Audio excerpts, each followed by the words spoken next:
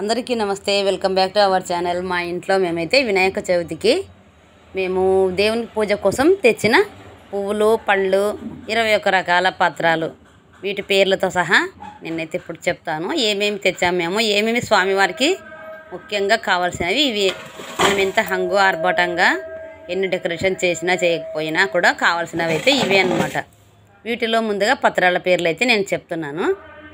1 మాచి పత్రం, బృహతి పత్రం, తులసి పత్రం, బిల్వ పత్రం, దూర్వాయుగ్మం, దత్తూర పత్రం, భదరీ పత్రం, అపామార్గ పత్రం, చూత పత్రం, కరవీర పత్రం, విష్ణు క్రాంత పత్రం, దాడిమి పత్రం, దేవదారు పత్రం, మరువక పత్రం, సింధువార పత్రం, జాజి పత్రం, గండకి పత్రం, శమీపత్రం, అశ్వంత పత్రం, అర్జున పత్రం, అర్కపత్రం.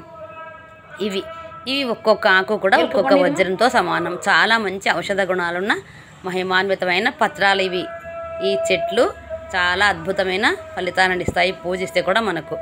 ఇంకా వచ్చేసి పళ్ళు, అరటిపళ్ళు, విలక్కాయ, సీతాఫలం, జామపండు, నారింజ పండు, ఇవి దానిమ్మ పళ్ళు, ఆకులు, ఒక్కలు, తాంబూలము. ఇక పుష్పాలు వచ్చేసి ఎర్ర గులాబీలు, ఎర్ర గన్నేరు పువ్వులు, బంతి పువ్వులు,